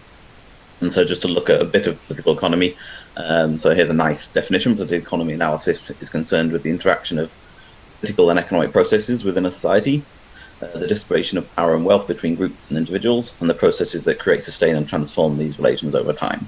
There's a link there. I can share these slides, and I think the economy approach might be quite a useful one if you've come across it before, to have to provide a lens for looking at particularly policy making arena. Just to share a little bit of comparison between the UK and India to date. So this is the cumulative cases. As you see, the takeoff in the UK was much earlier than in India, and got up throughout April, and managed to push the curve down, as they call it, and we're now a relatively stable low level, and they're just, as in the last few weeks, started reopening up from the lockdown the non-essential economy and transport and things like this. Just to compare in slightly different ways, this is the daily confirmed cases. So the highest was 2 days ago in India, nearly 25,000 for the day, and obviously the UK, you see it's coming down from a peak of around it's under 9,000 back in April. That's how the curve's been pushed down. That's mainly been brought about by everyone being told to stay at home, the closing down of the vast majority of the economy, except obviously essential foods and other essential parts of the economy. And what we can see, we're waiting to now see if the open economy actually stops its downward trend and actually creates a second wave. This is looking at the deaths to date. So as you see, the peak of the deaths was also obviously much earlier for the UK. And overall, we've had a much higher number in total. At the moment, the deaths are coming down following the flattening of the curve. And whilst India is somewhat rising at the moment, and I believe just as of this morning, you've just passed the 20,000 deaths, confirmed deaths milestone. However, that's still quite significant, though, the cumulative total for the UK, which is at about 44,000. So yeah, a bit of a sense of how the spread has gone over time. So this is the days since I think the first fifth confirmed death. So a bit of an overview of the government's response, how they conceptualized it and kind of put it to the public, was through these four parts: contain as an initial stage, delay, and at the same time looking at research and mitigation. The response is led by the cabinet, headed by the Prime Minister. Many of you may know the UK Prime Minister got coronavirus, so he was out of action for a good few weeks. And it's advised, the cabinet is advised by a scientific advisory group of experts, which is called SAGE, and that's a non-permanent panel of experts that invited in academics from various science disciplines, epidemiology and the like, to try and get a sense of what we know about the virus. And one of the issues I wanted to flag up with this presentation is this issue about knowing what do we know, and how can we provide evidence for decisions, particularly when they can make quite significant impacts on people's lives. Quite early on in the stage, we'll come on to how the policy was made at the time, but there was a Coronavirus Act was put forward to Parliament, and this was particularly to enable the government to have significant powers to close things down, to close schools, to close airports and the like, but also to try and there are obviously statutory requirements of public sector bodies, and also to maybe reduce some of those statutory requirements during the pandemic as things were closing down, and to also see what would happen with shortages, particularly within the health sector. Many of you may know that we have what's called the National Health Service, the NHS, and there was quite a concern that if a large portion of staff were maybe off with suspected coronavirus, then that might have a strain on the health service, and they had a particular program to bring in recently retired healthcare professionals to come back during the crisis to support. And obviously that has its own ethics around bringing older healthcare professionals back into the sector. So just to give a little bit of a timeline, the next two slides are taken from this link at the bottom, health.org.uk, and it kind of basically flows from January. The first indicate there is the pneumonia of unknown cause first reported to WHO in China is the 31st of December 2019. So for the rest of the timeline is basically 2020 so far. And so you get a sense of the policy decision and the policy narrative, measures that are particularly put in place, the healthcare and social care response, initiatives for research and development in terms of vaccinations and things like that, and the broader policy responses have mapped across time here. So you'll see that obviously throughout January, there started to be advice about travellers to Wuhan and the outbreak there. The first case of clinical identification of coronavirus in the UK about the 20th of January, and further ramping up of the observations of people coming back from China, and particularly from Wuhan, and those people being put into quarantine. So there was particular regulation put in place to enable the government to require people to self-isolate. And then the first, what's called COBRA, which is the cabinet briefing room meetings, particularly about the coronavirus pandemic towards the end of January. You see then in February, the narrative starts picking up a little as cases are starting to be detected in the UK, but it's not until March that we actually start getting things picked up in terms of the UK policy making, shutting things down, and it's on the 23rd of March that when what's called the lockdown, we're all requested to stay at home unless absolutely essential started. I will go for this. Carries on. So this kind of mapping. I don't know if anyone else on the call is doing this sort of thing for the UK, for India. This might be a useful kind of tool to emulate, see how the policy sponsors in India are also being found out. I'm going to show you a few of them. Screen. And how it works. So basically, here we've got the breakout from China, as I mentioned, and the start of the advice for travellers from Wuhan, along with guidance for the UK health sector. First cases reported outside of China. You see these yellow ones here are research, so they're quite interesting in terms of the response. So government investing in things like vaccine development. We've got a couple of vaccines being developed, Oxford and Imperial College, and some of this was funding to that and other general funding for research in this area. But you'll see a big down suddenly here, which is as the move to start delaying. So this was the containment phase. It moved to delay. Suddenly at the delay phase, you get all these policy announcements. A significant amount of there was a budget announcement, which was there to particularly support businesses and employees. So effectively, throughout the lockdown period of the last 3 months, the government has been paying 80% of salaries across the country, roughly. Much later, a few weeks later, they work out a way of doing that for self-employed people. And yeah, so significant economic investment, as well as further funding for research. Then schools being told to close down and the lockdown starting. This carries on onto the screen.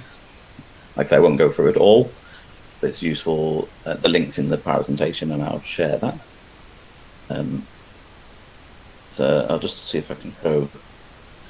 Yeah, so throughout this is the whole lockdown period. There started being a bit of easing around here, with transport, more transport opening up, a little bit of non-essential retail, and then more non-essential retail opening up in the third lockdown. We've come right to the end. We'll see this in here. We have our very first local lockdown. So previously up to this, it was all a national lockdown that's just been starting to be eased over the last few weeks, and there's been a spike in cases in Leicester, and so they actually shut down the whole city and requested all of Leicester to go back and lock down and to stay in. So that's basically a little bit about the process and the timeline. One thing I wanted to consider more in a conversation with folks, but I know it's a bit harder on this platform, is about the ethics around the decision-making process and the issues of knowledge and public policy. Just come back to this. So these are a few of the areas that I think are of particular interest, to kind of tease out a bit more. And it may be that if people have questions, we can chat a little bit about these. I see that as yet there's no questions on the YouTube, as far as I can tell. So feel free to put some in. If there's any particular areas you want to chat a bit more on. And so so there's 4 areas I've particularly picked up here. and so older people, care homes, and herd immunity. So quite early on, there was this discussion mainly around people who didn't know what they were talking about, but quite influential policy people who are influential in policy making, about the idea of do we go for kind of a herd immunity, a response where we kind of let the virus in a controlled way spread across the population to enable immunity to grow. One of the issues, the main issue with that is that when we still have no idea actually what kind of immunity or what there will be to the virus once you've had it. And at the moment, most scientific studies are pointing towards relatively limited antibodies within people that have had the virus. And also what degree you get antibodies if you have the virus asymptomatically and otherwise. But one of the main ethical concerns with this is human immunity is this idea that those that are weaker will probably get it and die off, and those that are stronger survive, which is obviously a very unethical position for government to be taking. That was muted by the government here as is this something we need to be doing, and it's, if people have followed the Swedish model at all, you'll see that that's kind of how things have tried to do an approach like that, and they've had both UK and Sweden have had a significant number of deaths in care homes and of elderly people, and the vast majority being over 65 of deaths in the UK, and in Sweden as well, with such a small population who didn't do lockdown. Also the issues around care homes. So in the UK, there are significant problems with the focus, particularly on the NHS, which is a very bureaucratic, government-run whole health sector, whereas the care homes and the is privately run, so it's thousands of individually private-run care homes, and not easy to coordinate from the government point of view. And one of the problems was that there wasn't a focus on ensuring that the virus didn't get into care homes, and there was a spike and a large number of deaths has happened in care homes. And this idea that the focus wasn't on protecting the elderly, who are by a long way the most likely to be affected and die from contracting coronavirus. Another issue that's been raised across the UK is health inequality and racism in the UK. So there's significant research prior to coronavirus on the issues of health inequality in the UK, both by class but also by race. A lot of obviously intersectionality there. And they had it was quite clear from the data, although they weren't collecting the data on ethnicity initially, but when the reports, particularly of workers in the care sector, so as doctors, nurses, and other people in the NHS were catching it, it was quite clear that they, within the first 100 NHS people who died, a significant portion, well over half, were of Black and Asian and other ethnic minority, and so there seemed to be an inequality in risks of catching the virus, also with the health care to stop it and control it. And so there has been a report into that. There was quite a lot of the government tried to suppress some of that report, and the link that I put there is ultimately the section that was published that they wanted not to be published, which looked at the issues of institutional racism across the UK within the access to healthcare, and aligned with issues of poverty and inequality generally across the UK. A few other issues that I know people have mentioned in this talk, which obviously we could talk if people wanted. The issues about the UK's position on the accountability of China and the outbreak, and who's position in that. The UK has made some noise to kind of say it will be keen to have a robust investigation, the WHO and otherwise, into the origins of the virus and what did China inform the WHO that there was an outbreak, and all those sorts of. Which it seems that that wasn't the case. Also, we were aware that China didn't necessarily forward that there was an issue, and the WHO, and it was actually the WHO China office that flagged it up. Also, it's actually quite hard early on in the stage of a pandemic, particularly of a new virus, to actually know what it is that's actually happening. It's a pneumonia of some description, and at what point was it known that it was a new virus and that it had a certain effect and that it was spreading in particular ways. The last thing to mention here is the public inquiries into the government response and lessons learned. Now we're still in the stages of the public policy, the government trying to control the spread and seeing how the easing of the lockdown happens, but particularly in terms of the health inequalities, particularly in terms of what's happening in healthcare, in care homes and with older people, there definitely will be a push for there to be some sort of public inquiry into the government response. We have had a significant number of deaths, as you saw, currently well over twice as many in India. Obviously, India hasn't pressed the curve as yet, so that you've still got the worst to come, unfortunately. And hopefully there are, as obviously the lessons learned from country to country, I think is an important part of this. So obviously China was the first to experience outbreak and learn lessons from it. And then obviously South Korea and elsewhere, some Italy, the UK and others were quite early on, and the US, and now as other countries are still going through the epidemic spreading through their populations. Hopefully, one of the things is the lessons learned might mean that some of the policy decisions can help suppress the virus at an earlier stage. So yes, I think that's probably most of the things I wanted to mention. I noticed that there is a question from Daz on the question. So I don't know if this is I don't know if this is for me or generally. Do you believe that a country as populous as India can afford to take immunity as an alternative to lockdown? Or is that the only policy we are left given the economic cost of lockdown? So on that question, no, I certainly don't, and I think it's the herd immunity is not a position that any government can ethically take, because it's effectively sacrificing a significant portion, particularly of older people. And there's obviously an obligation to the government to protect vulnerable people and the whole population. Obviously, there is a balance between the economic hardship and the virus and the controlling it.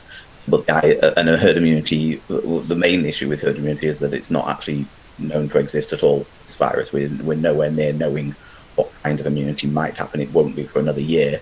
We know whether you, a year on, after having caught the virus, whether you actually have any immunity to a second wave of the virus and how the virus will mutate in future years. In the UK and across Europe, they're bracing themselves. It's obviously the summer at the moment. For the winter, there's a virus that's a bit like a cold flu virus, a coronavirus. It's quite likely that there'll be an increase as we have with a flu generally every winter, and so they're anticipating that. And as there isn't actually any knowledge of the immunity of the virus and having caught it, that approach of herd immunity is absolutely not one that taken up by a government. Obviously, also, if there isn't any engagement, if the government effectively isn't effective, whether ultimately there will be herd immunity might be something that we find out in years to come, how this virus ultimately gets managed. Obviously, the science is still moving forward in terms of the control of or what happens when you get the virus and the kind of drugs that can help limit the impact and reduce the mortality rate. And obviously they're moving forward with the programs of vaccinations, of which there's probably something like 20 or so around the world, a couple of which are in the UK, and that might be the way we ultimately control the virus. And I believe there's a vaccination in India as well. But yeah, immunity is definitely not a policy position that can be accepted. I've got a few very informative. Any other questions? I think that's probably me covering that, and I can't see any other particular questions there. But maybe if I go back to Dita, ask you if you could maybe facilitate either any discussion with people on the call, or if there's any other thought coming in from the group. But thank you, and thank you for having me. Jared, I think those two questions are for you only. Richa Kapoor. Let me If you see. can check them. Yes. Is it time for a UK lockdown to be lifted? That one. Oh, okay, I didn't see that. Sorry. Yeah, sorry, I see that now. Is it time for the UK lockdown to be lifted, and how likely is it to be reimposed? And is it the right time? I mean, from the position, it has effectively been lifted. So over the last month, they've been slowly lifting it up, and as of this last weekend, all non-essential retail is now open. And you may have seen, if you follow any British news, that they opened totally non-essential and very silly. And there's absolutely no chance of people that have been drinking social distancing, right?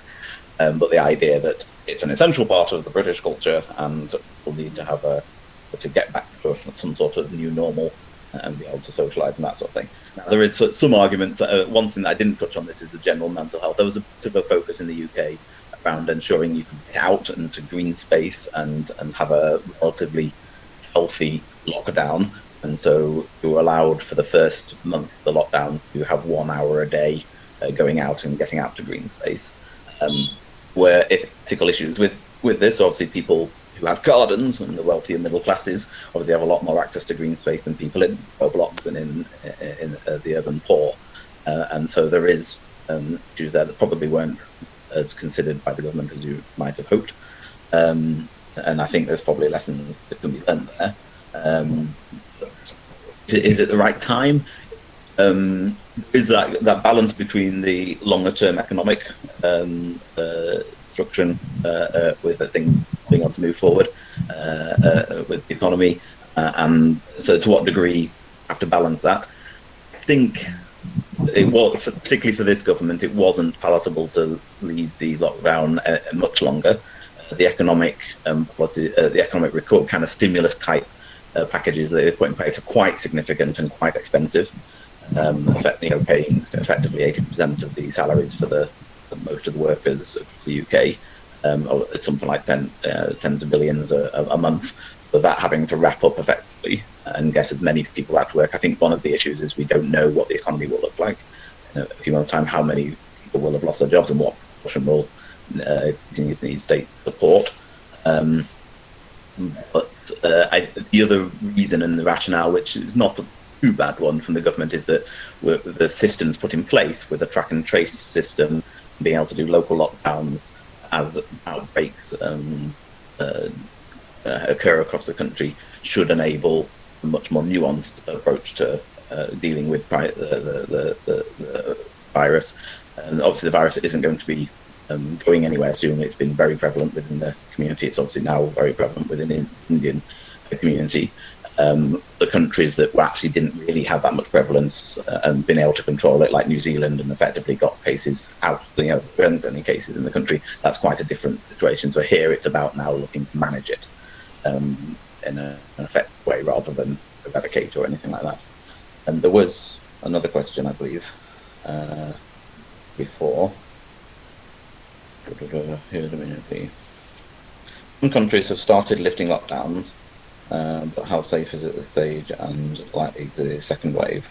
But yeah, I mean, I think I just answered that. In terms of the likely to be a second wave, definitely in the winter, it looks the medics are expecting to be a wave across Europe and North America in that way.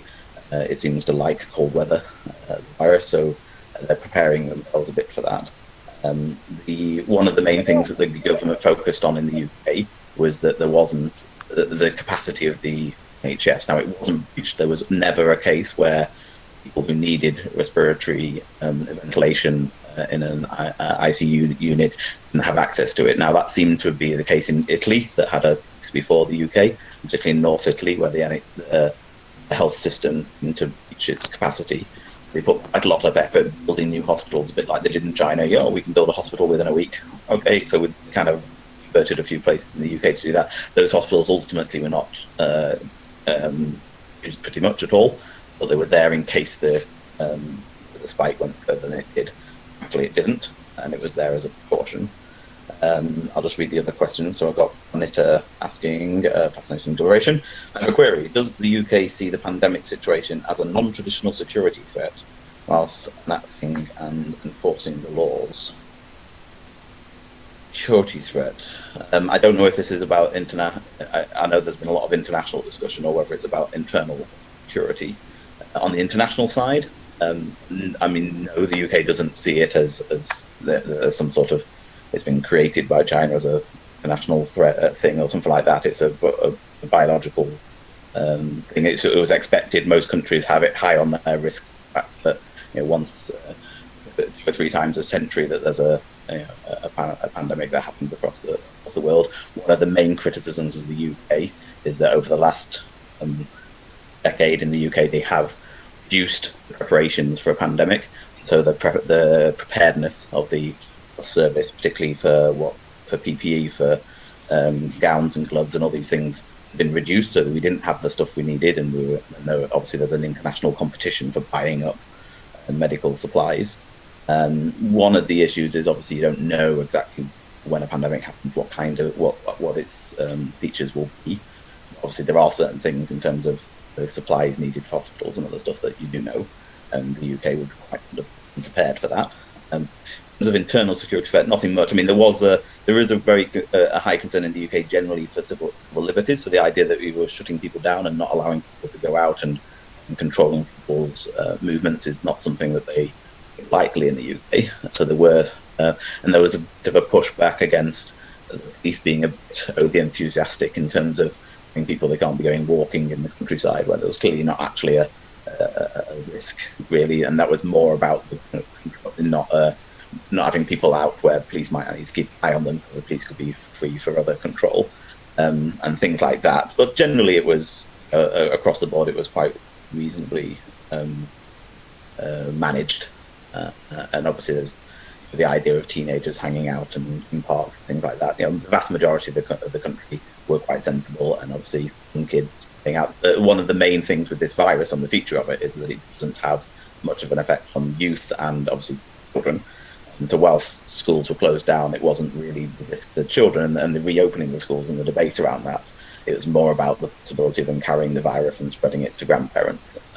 And so there's an interesting ethical and political discussion around that, and obviously the point of children not being in school is people not being able to go to work, and that and it's affecting the economy.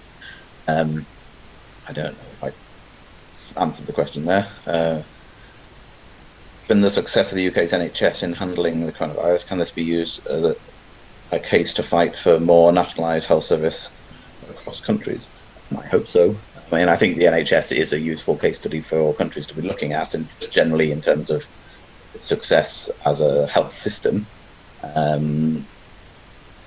I think it was its 72nd birthday. It's a little younger than India. This weekend, and I mean, in Europe we find it bizarre that obviously the US doesn't have a national health service and isn't interested in universal healthcare. That's very strange. Obviously, most other countries, to some degree, look to systems like the NHS to try and think about the availability of universal healthcare, and hopefully this pandemic kind of not necessarily how this worked in the UK, but actually shows the need for a healthcare system across the board that isn't. I think the main thing, not necessarily the UK, but the main thing is that a finance-based healthcare system, particularly one that's linked to health insurance, that's maybe linked to jobs, doesn't work in a pandemic. So obviously, if your jobs are stopped, people are losing their jobs, then they lose their healthcare, and if they don't have access to healthcare, then it's a problem for the pandemic, and it actually makes the pandemic worse. I think there's probably an argument there. For an informative session, please provide the feedback link. Don't know what the feedback link is. Excellent discussion. Don't know if I've missed any. Didika, is there any that you see that I've not quite picked up? If there's any others that people... well, I see there's a question in the group here. Dear Wall, yeah, Gareth is fine. Can you tell me how many people died in general flu each year in the UK? Yes, about 8,000, 8 to 10,000 a year, and it's not huge. So this idea that there's a flu pandemic every year, and it's obviously elderly people, usually 75 plus, but 65 plus definitely, So there was a comparison with that to start with, and what would be an acceptable level of death. So there was the medical officer said quite early on, if we could keep it below 20,000, this would be a good thing. Now we passed 20,000, and then everyone said, oh, you've passed what you thought was good. Now it would have been good to keep it below 20,000. It's nowhere near. We're well over 44,000 now. But yeah, that comparison with the annual flu deaths is definitely one.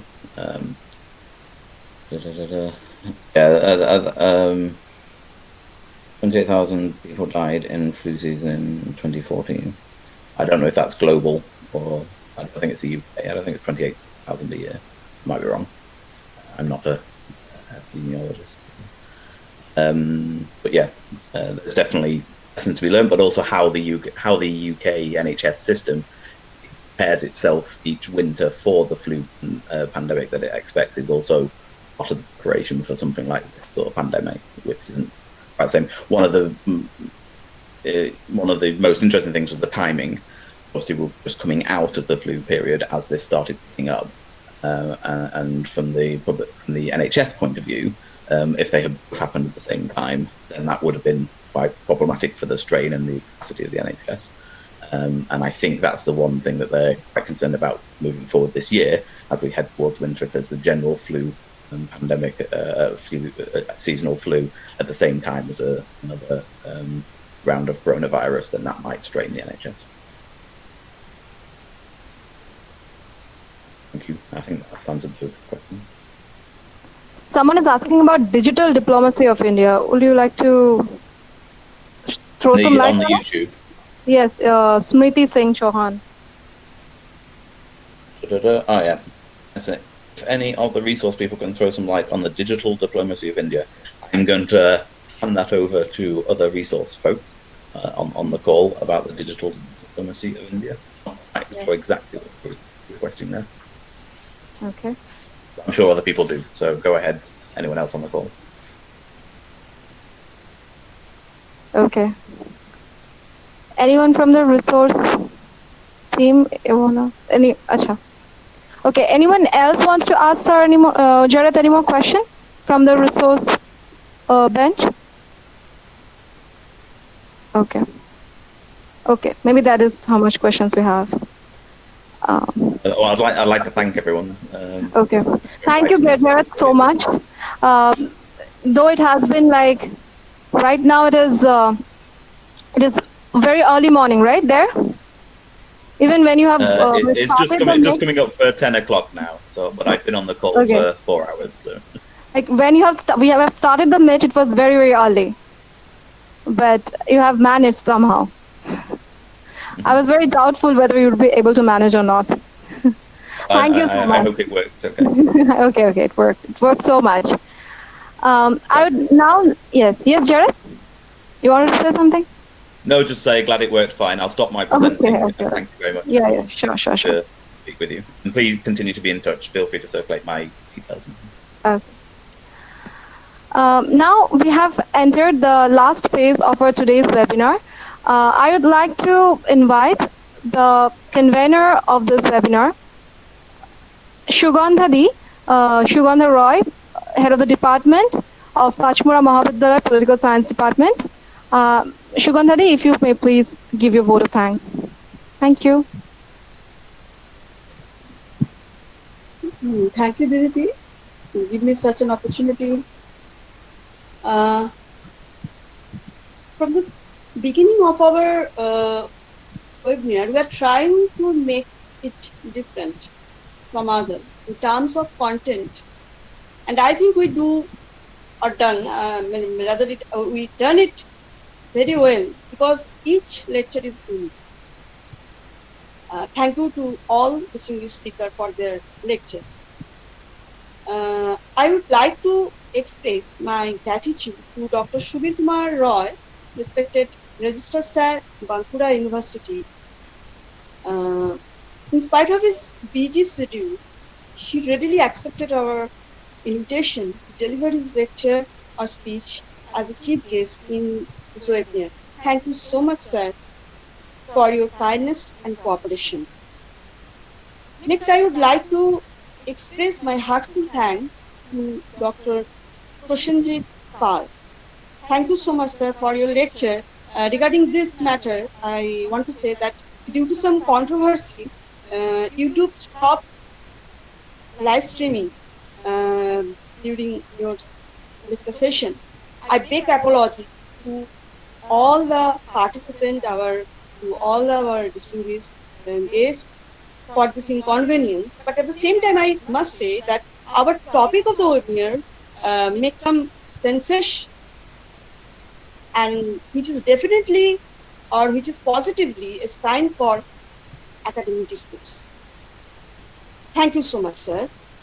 Next, I would like to express my respect and gratitude to Dr. Kaushik Ghosh, not only for his lecture, but his cooperation, suggestion, and support help us a lot. We hope, sir, in future we will get further cooperation from him. Thank you so much, sir, for everything. I also thanks to our esteemed speaker, Dr. S.M. Mutasur Rahman from Rajshahi University, Bangladesh. Thank you so much for such a lecture, heart-touching lecture. And I also express gratitude to Mr. Jared Wall, who is our most distant speaker in terms of geography. Though there is some time gap, because he is from UK, he agreed to join our webinar on live streaming. We would really obliged her, and thank you so much for this. It is our privilege to hear so many eminent speakers at a time. The most esteemed speaker, Dr. Ajay Gudavardi, sir, delivered his epitomized lecture yesterday, which is in true sense very unique. Thank you so much, sir, for being with us. I also express my heartfelt thanks to Dr. Abdul Alim from Rajshahi University, Bangladesh. Sir, it is our great opportunity to hear you and experience the cruelty of the life in the time of COVID. I express my thanks to our esteemed speaker, Professor Shubhajit Noshkar. Sir, thank you so much for your elaborated discussion about the marginalization and everything, caste, gender, everything. I also thanks to our respected principal, sir, my dear colleagues, non-teaching staff, and especially our Bamada, Mr. Bamapada Pramanik, who helps us a lot. Thank you, Bamada, for everything. And of course, our dear participants.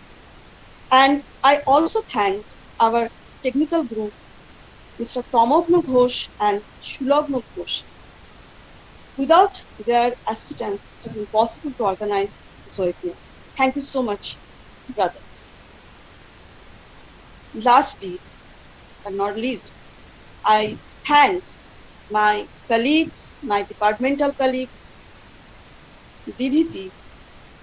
She has done a lot. I really thanks to her for everything. আমি শেষ পর্যন্ত এই কথাটুকু বলে শেষ করতে চাই যে যেহেতু এটা পশ্চিমবঙ্গের একটা কলেজ, বাংলার একটা কলেজ এই ওয়েবিনারটা অর্গানাইজ করেছে, তাই আমি বাংলায় দুটো কথা বলতে চাই। এই জন্য কবির ভাষায় বলতে চাই, মন্বন্তরে মরিনি আমরা, মারি নিয়ে ঘর, আমরা অমৃতের পুত্র করি। There were famine, drought, disease, everything, and there will be in the world in future. But we are the most highest creation of the Supreme God. We will be remain. So never lose hope for the better and healthy world. We will win in future. So always be healthy and smile and say to all that all is well, and stay blessed, stay healthy, stay happy in your post-lockdown period. Thanking all of you for being with us. Thanks and have a good day. This is Thank you. Shanu, we can log off now?